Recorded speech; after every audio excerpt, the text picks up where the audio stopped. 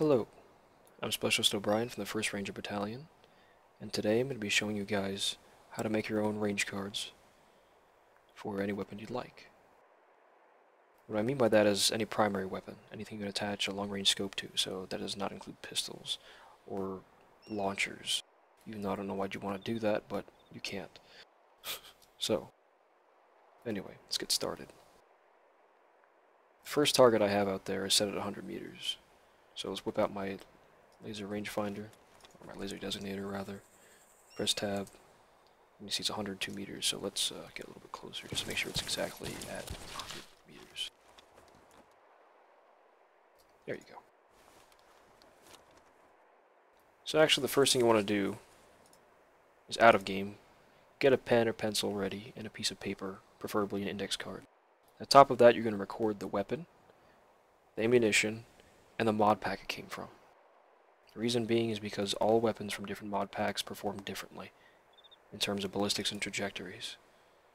Whatever scope you use, it's of course only applying to scopes that are compatible with AGM. Of course AGM is the mod I'm running right now.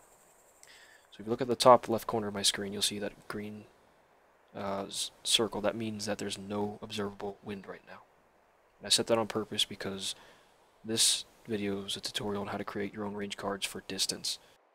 Windage is something that it's a bit more complicated to use, to calculate and to factor in, and it's something you'd need a range table for.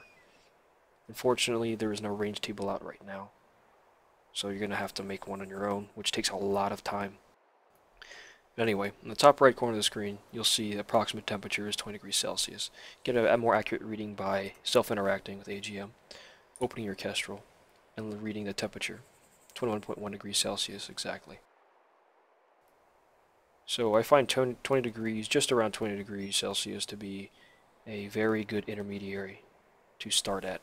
Reason being is because the temperatures you come across in your missions and playing in Arma 3 are going to be ranging between anywhere between 5 degrees Celsius and 30 degrees Celsius.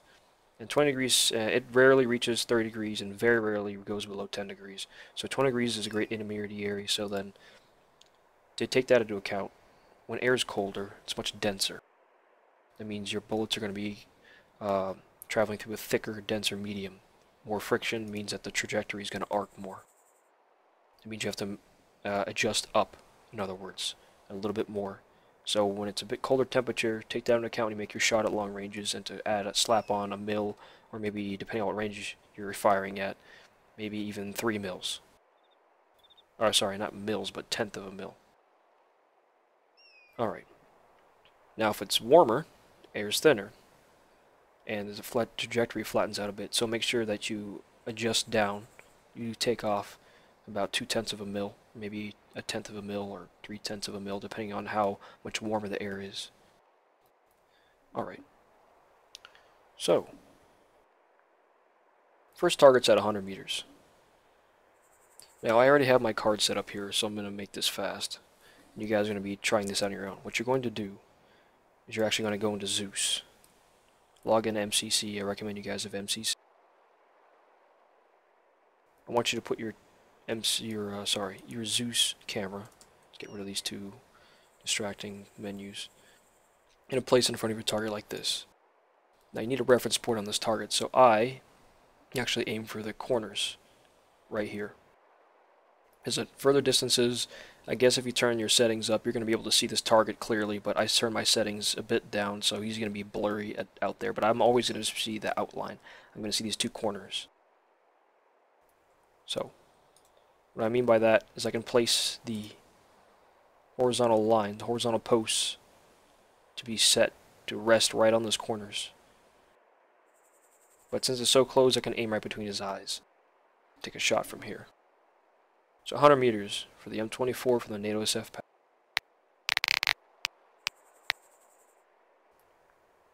I have mine set to 1.3.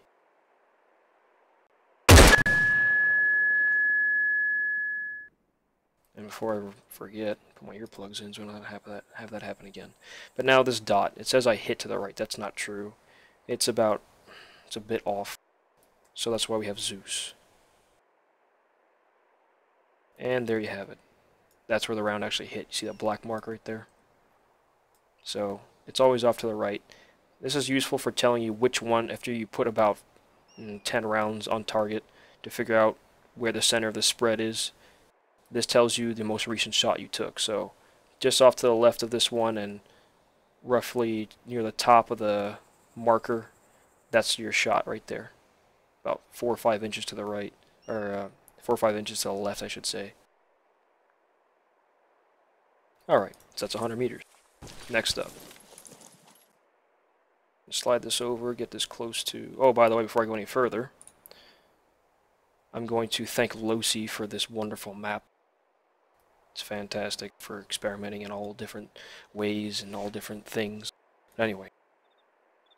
So I click normal again, because it resets the target. It gets rid of all those bullet holes on the target. So then it starts fresh. Make sure it's at 200 meters. 201, move a little bit closer. Alright. So now 200 meters.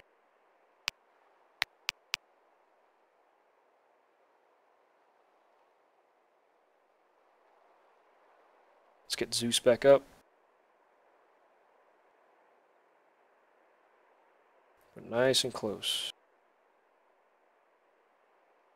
Now, you guys don't have to reference the same point I'm aiming for in between his eyes or resting on there. You can do it up here, I guess, if you want to make sure. You can do it down here, across the middle, go for the center mass shot, but that's up to you.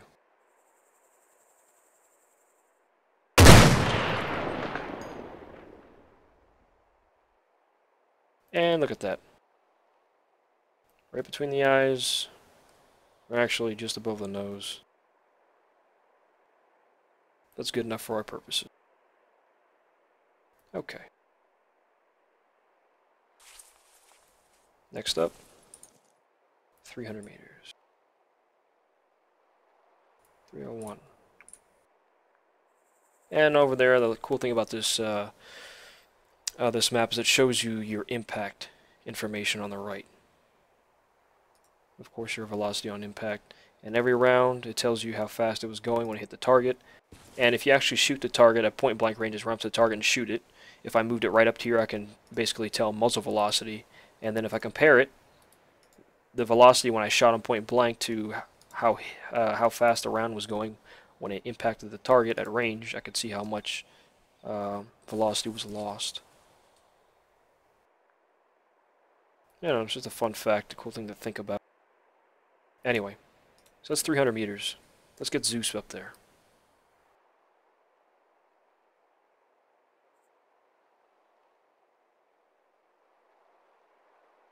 Alright. 300 meters. 2.3. Now, I'm only firing this once, because I'm just demonstrating to you guys. I've done this before, but what you're going to do is you're actually going to put at least 10 rounds on target. You're going to find the center of spread.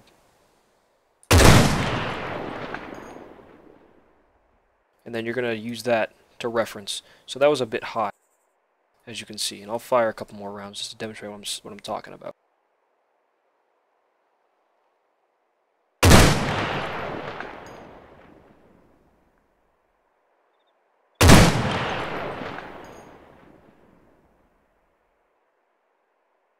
Alright, so it's a bit high.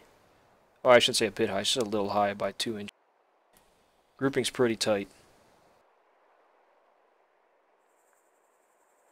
But remember, I made sure I did these at 20 degrees Celsius, or maybe even a little bit colder at the time.